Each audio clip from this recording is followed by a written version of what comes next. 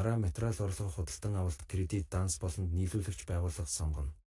Нийлүүлэгч байгууллага бүртгэлгүй бол нэмэх дарж шинээр харилцагчаа бүртгэж хадгалж сонгох боломжтой. Баримтын дугаар бичнэ. Барааны тасагт орлого авах дансаа сонгоно. Орлого авах барааны нэрээ сонгож тоо хэмжээ бичнэ. Үнэн ноттой хэсэгт орлого авч байгаа нэгж үнийн дүнг бичнэ. Орлого авч байхдаа зарах үнийг өөрчлөхийг хүсвэл зарах үн дээр байрлах нэмэх дарж үнээ өөрчилж хадгална. Шинэ мөр үүсгэж дараагийн бараануудын орлогыг авна.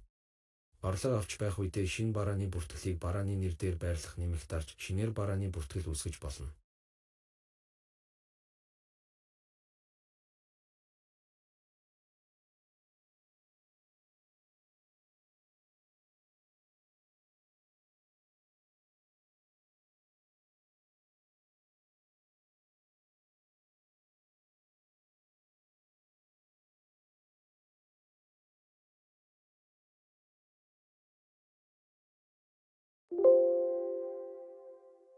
Тухайн падан дээр бичигдсэн нэг бараа устгахыг хүсвэл тухайн бараан дээр очиж кибордны дэлгэл дарна.